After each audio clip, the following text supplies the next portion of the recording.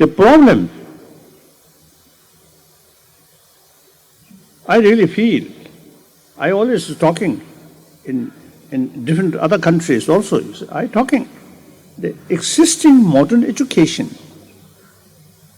is very much oriented about material value.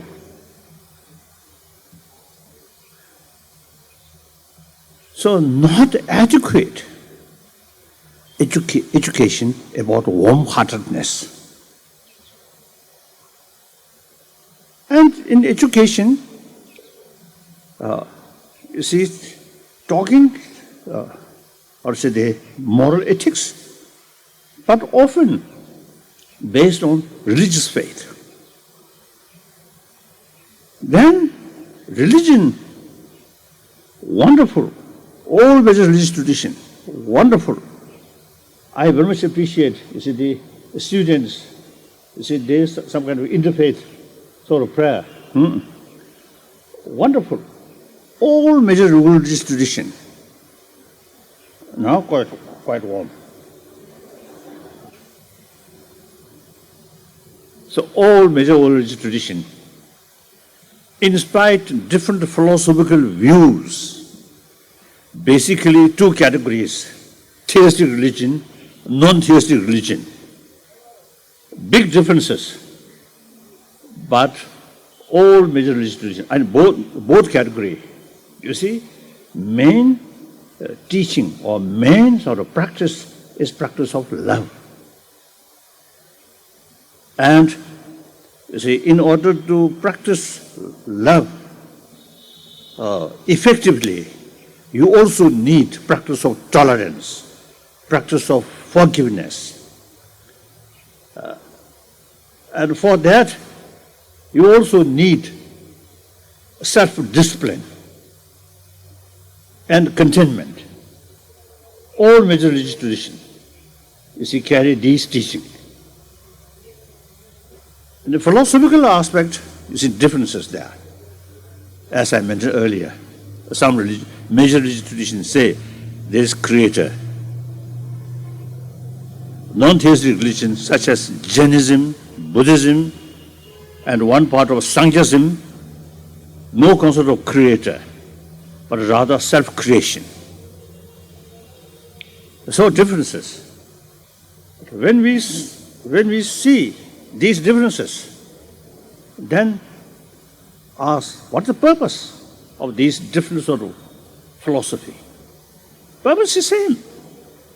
For example, theistic religion, in order to increase our ability, practice of love, the concept of creator. Creator, infinite love.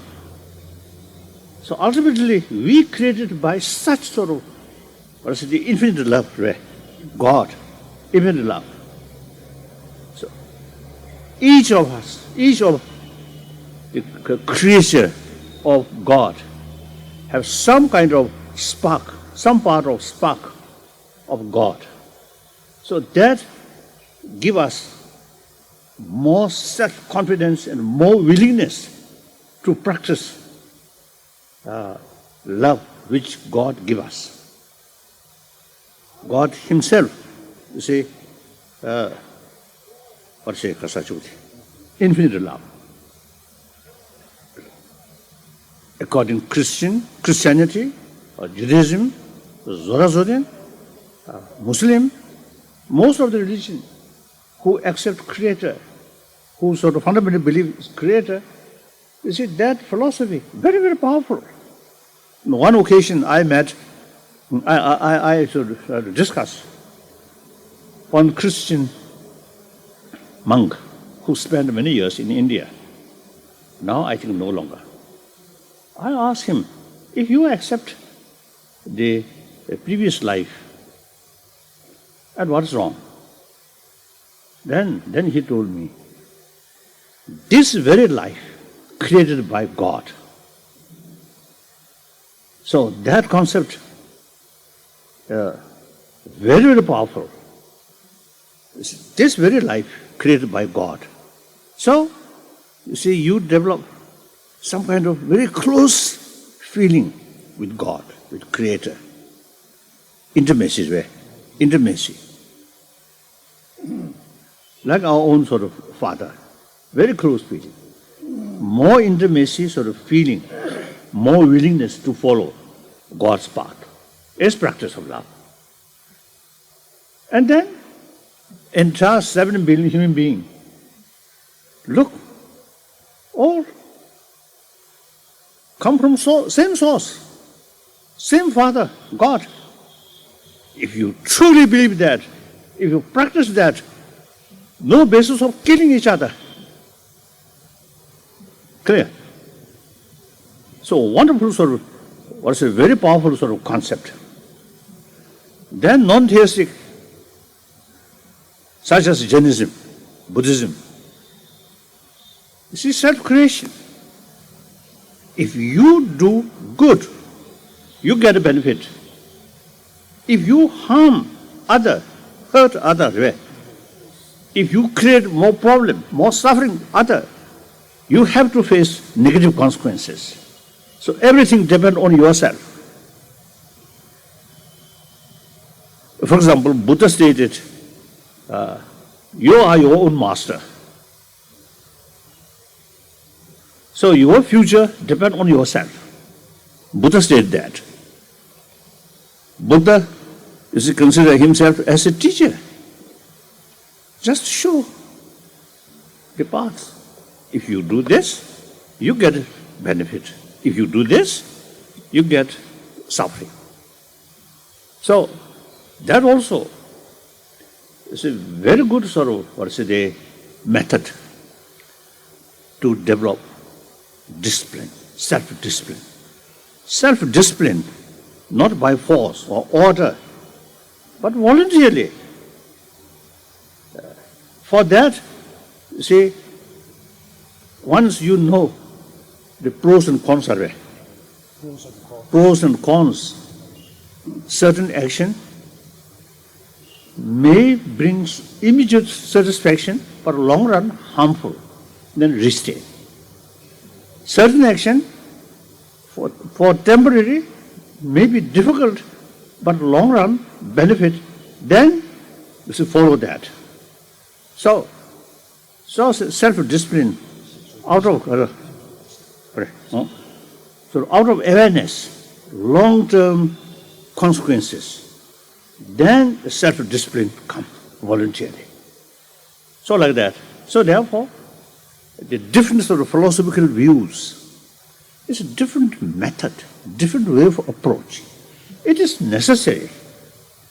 1,000 years in this planet, you see, there are people who have different mental disposition. So therefore, we need, you see, different sort of way of approach or method.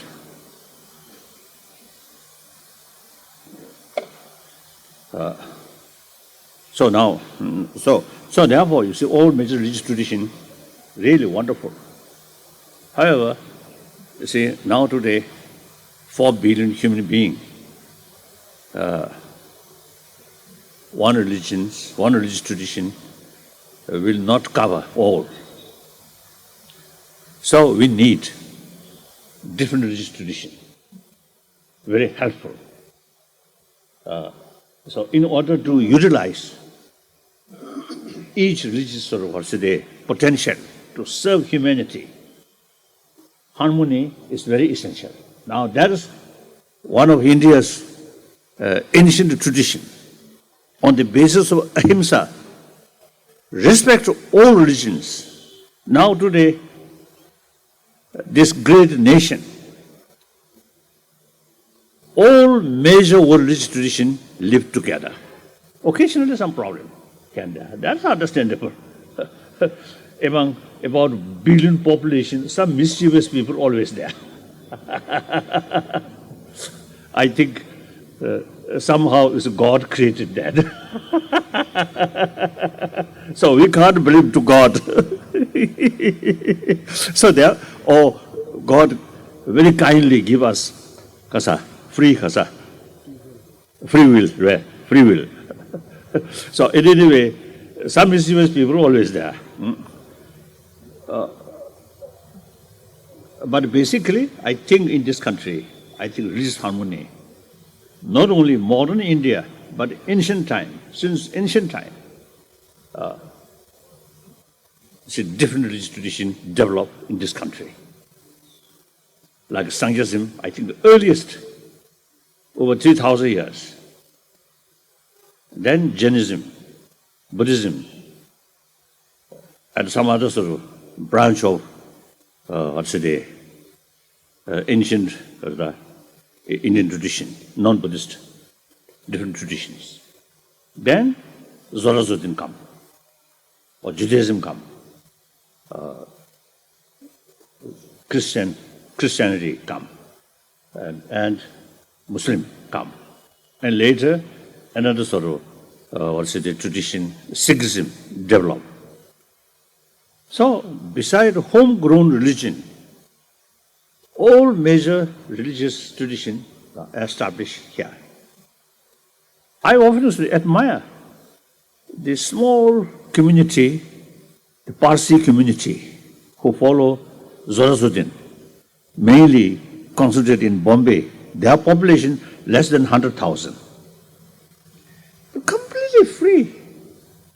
They carry their own sort of puja or their own sort of traditions. No fear. Like I think General Manik Shah, also I think the Parsi, and the Tata, also Parsi. So that small community, I think really from that community, some individual really make sort of great service to this country, isn't it? Like that. So this is, I think, greatness of India. All major religious traditions of the world live together. So, such interfaith, that's a wonderful, wonderful. So, young brothers, sisters, preserve 1,000-year-old tradition of religious harmony is something very important. Not only interest for this country, but the whole world. India should be example. Different traditions live together in spite of different philosophy.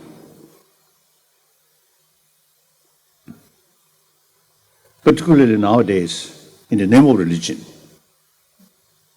very sad things happening, killing, more dividing humanity.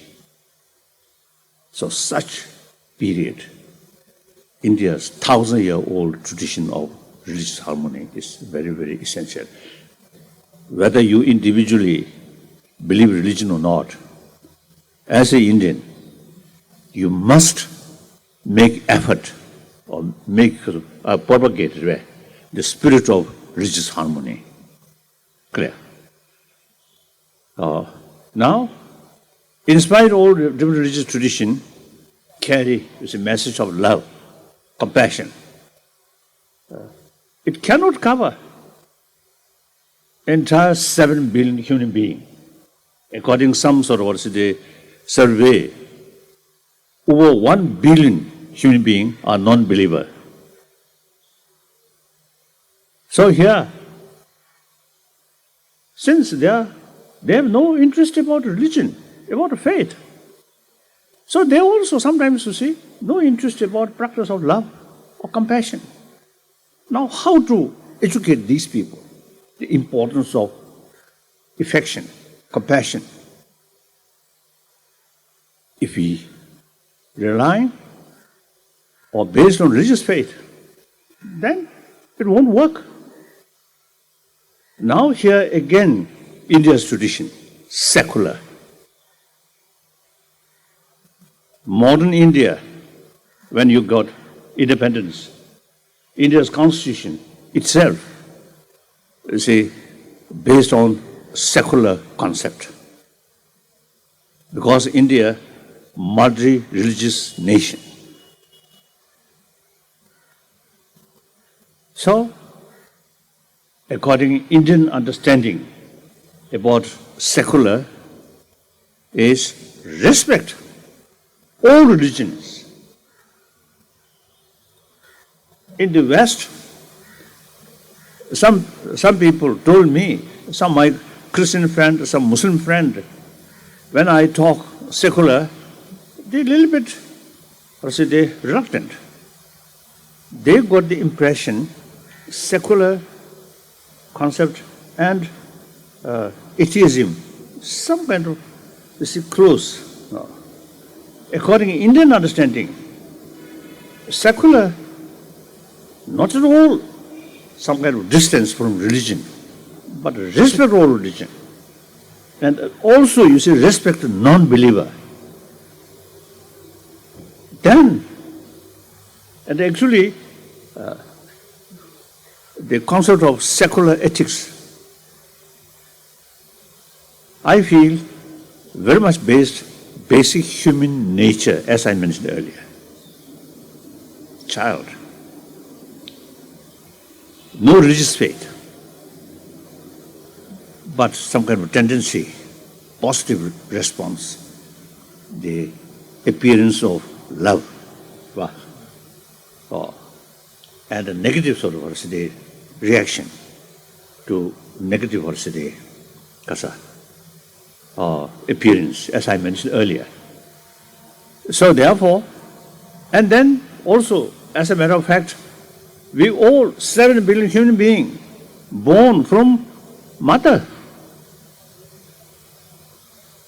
So our life starts from mother's affection, or survived with our parents' affection. If mother abandoned, you can't survive. Look, other animals, birds, and the youngsters, taken care by their parent, particularly mother, till they become independent. Independence rare. Like that. So we also like that. So the experience when we were very young, affection from our mother, from our parent, our friend, that experience really absorbed in our blood. Therefore, any person who's surrounded by love, affection, physically also much healthier. Again, some scientists say constant anger, hatred, fear, actually eating our immune system. Other hand, more compassionate mind give us inner strength, self-confidence, that reduce fear, reduce anger. As a result, our mind can remain calm. That's very important for good health. Now here, a number of young girls, young boys, sometimes I half joke, half serious. The marriage. Marriage should take place on the basis of inner beauty, not external beauty. Sometimes I jokingly telling, young female used to spend a lot of money for their cosmetic.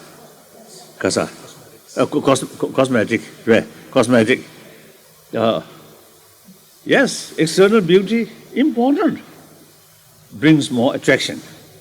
But that alone, no guarantee happy marriage or long-lasting marriage. A little bit sort of excited and hurriedly sort of decide to marry. Then, due to lack of inner beauty, after 1 week or 1 month or year, start fighting, quarrel. So therefore, here I often mention one story. In early 60s, one Tibetan government official, monk official. Eventually he disrobed. That I know him, a very trusted sort of official. So after he disrobed, I teased him, "Oh, your wife, not that much attractive." So then his response is, "Yes, external, not much attractive, but inner person, wonderful." So that means inner beauty. So then I have nothing to argue with him. So therefore, and friendship, as a social animal, you see, we need friendship. In order to bring friendship, trust is the key factor. In order to develop trust, mutual respect, sense of concern of others' well-being, that is there, then trust comes. No matter you powerful person or very rich person, lack of inner sort of value, a little bit sort of suspicion and jealousy, even husband and wife, a little bit sort of distance or distrust. How can that family be happy family? Family economically may be poor, but full of trust. Then that family be very happy family. So now scientists, as I already mentioned, the scientific research, now mainly in America, you see some scientists now actually carry some experiment as a pilot project. You see, group of people, you see, training about, I say, the practice of love, affection, or warm-heartedness. Before that program start, they check blood pressure and amount of stress. Then, after 3 weeks, 3-4 weeks, then again, you see, check blood pressure. Their blood pressure much reduced. Amount of stress much reduced. As a result, person become much happier. Then, not only they themselves to say happier, but then their interaction with their sort of friends, much more happier. So now my point is, according India's 1,000-year-old tradition of secularism, on that basis, you see, we can teach humanity, irrespective whether believer or non-believer, or among the believer, this faith or that faith, you see, no problem. As a human being, you see, we can teach, we can educate on the basis of scientific finding and our own common experiences and common sense.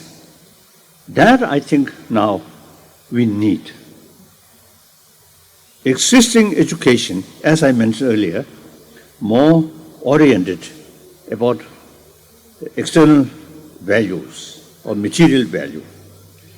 So through that kind of education, eventually the person's sort of way of life, more because of the materialistic sort of life and the materialistic culture. In material value, no question of ethics, moral ethics. Ethics very much related with mind, or heart. So, now since few years, with help of some scientists, some educationists, we, including some Indian professors, some universities, professors, you see, we already are working, making one such a curriculum about secular ethics, which can fit in secular education field, which can be universally acceptable. So I'm hoping next 1 or 2 years, I think that drafting draft, you see, can be available. So then, consider this is something not the compulsory study, but firstly, you see, few school, you see, introduce that, and then look what is effect, what is result. If result after say 3, 4, 5 years, if result are good, then one class, then more class, 1 school, 10 schools, 100 schools, then can be utilized. These are not easy. I think experiment is very, very important. So that I would like to share here. And then finally, on this planet, education, or 7 billion humanity, education is key factor. You can see those nations, better education, more development. So education is very, very important. And also, you see, I usually mentioning the generation. And firstly, I think the 20th century, in spite of a lot of new innovation, technology and science and medicine in many fields. However, that century become century of violence, bloodshed. According some historian, they say in 20th century, over 200 millions of people killed through violence. And also use nuclear weapon. You see, billions of dollars or money spent on destructive power. If that really brought new good shape of this planet, and then there's some reason to justify that immense violence, but that is not the case. So beginning of this 21st century, even this very moment, we are quite peaceful, quite pleasant here. I think especially in Delhi now, the monsoon has stopped, and winter very cold, not yet come, so quite pleasant now, isn't it? Quite pleasant, quite peaceful. But this very moment, same human being dying or killing. Very unfortunate. In some cases, religious faith causing these problems. So this unthinkable event of violence, these are symptom of the past mistake, past negligence. So now, in order to bring better world, peaceful world,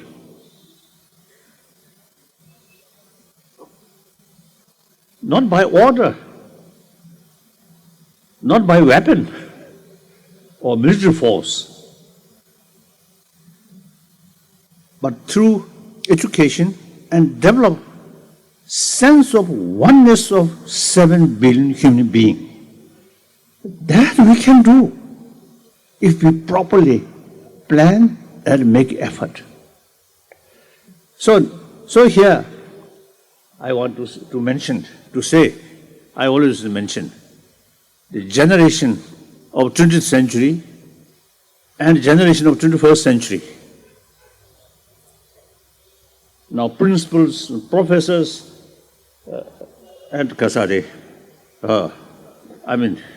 most of them are generation of 20th century.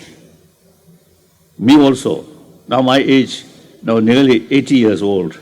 So I certainly belongs to 20th century. Now those people, now young, bright boys and girls, you are generation of 21st century. When I ask age, some say 15, 16. One boy, he say 16-year-old, but already some mustache. So you are, but still you are 60-year-old, so you belongs 21st century, a generation of 21st century. So I would like to ask those young people whose age below 20, raise hand. Oh, very good. So you are truly the generation of 21st century.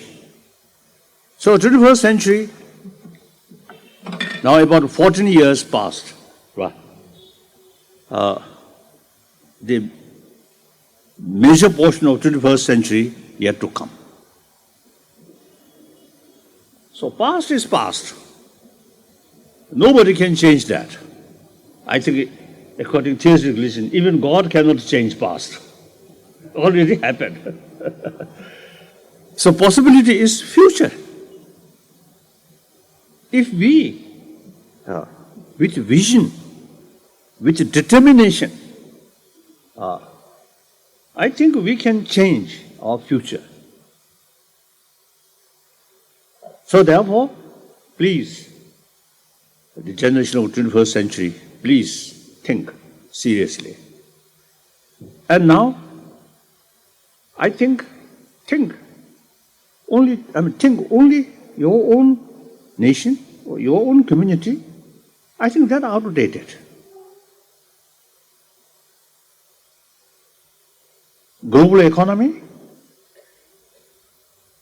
beyond because of national boundary or religious boundaries.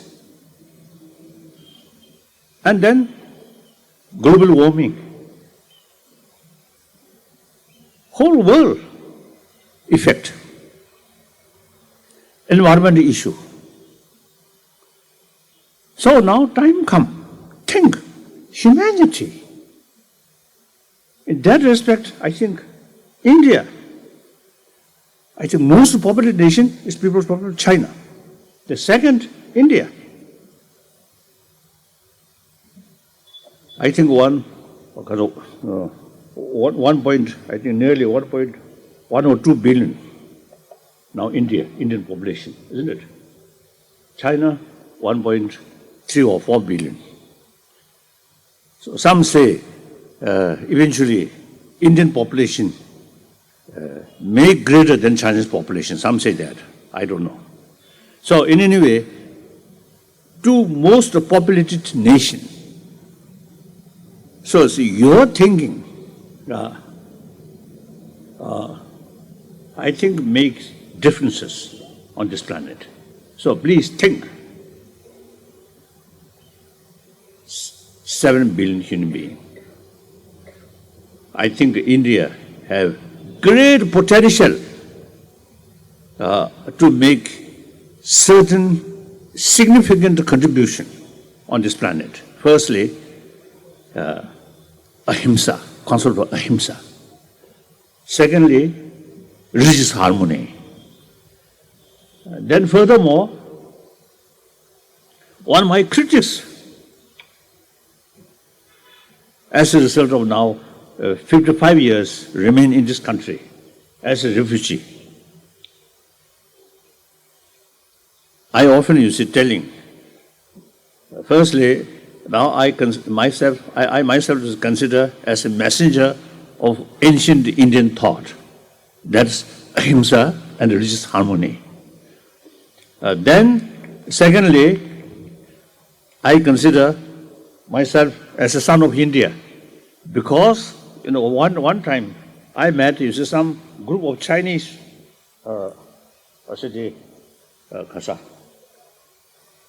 reporters or media, some from America, some from I think Hong Kong, like that.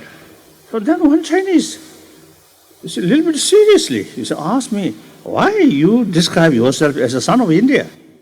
I think he felt some political reason. I might have the political reason mentioned that. Then I told him, look, my brain, sort of certain knowledge here, come from Nalanda. I always describe myself as a student of Nalanda tradition. So Nalanda in India. Most of the Nalanda masters, which we study text, I think almost them, wrote by Nalanda masters. So my brain, every cell of my brain filled by Nalanda thought. Then this physical, I think when I met, I think a meeting there, I think 4 or 5 years ago. So then I told, this physical, last 50 years, survived by Indian dals, Indian rice, Indian chapati. So now physically or mentally, now I truly become a son of India. So then he understands, that? Oh, not sorry. Nodded, yes. His serious sort of face then become, more normal. Like that. So it is true. And then, and also I think as a matter of fact, I'm longest guest of Indian government. So, as a gratitude, I have some criticism. That's, you Indian, now too much attention about modern sort of technology, modern sort of way of life, these things. Some my Indian friend, expressing to me, American culture invasion. However, you have very strong your own culture heritage. So, I think, although this is not serious, I think what do you call it? Hair dyeing. What do you call it? Hair? Oh, different color, yellow color. I think among the Japanese more, and Chinese more. India, I think less. So you still,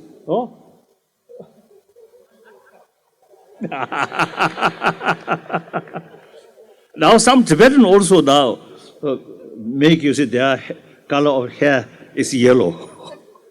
But they cannot make, big nose. So I think India, I found, because of your 1,000-year-old strong cultural heritage here. But now here, when we talk about Indian culture, not just external something or songs or these or dance or these or dress, no. Real Indian culture here, inside. Brain and heart here. Please pay more attention about this deeper level of India's culture. that is very relevant to today's world. If young people, these people, young people, if you really pay more attention about 1,000-year-old India's sort of deeper level of culture or knowledge, I often, you see, as a result of over 30 years, my sort of a series of dialogue with modern scientists, mainly 4 fields: cosmology, new biology, neurobiology, then physics, particularly quantum physics, then, for example, the quantum physics, or my friend, the Raja Ramana, nuclear physicist, once he told me he found the concept of quantum physics in some Nagarjuna's writing, which about 2,000 years ago. He found that. So he, as an Indian, he feels very proud. Quantum physics in the world, something new. But this country, 2,000 years ago, already developed quantum physics sort of theory or concept. So ancient Indian really, I think, fully utilized about our brain. Modern Indian, I think, more attraction about external beauties. So now please think more seriously. Combination, modern education and 1,000-year-old India's knowledge about deeper level of reality, external, such as quantum physics, quantum theory, and another, our mind. The knowledge about consciousness, this country, highly developed. So we can see in Buddhist psychology, sort of Buddhist text, a lot of explanation about emotion and a lot of explanation how to deal these emotions.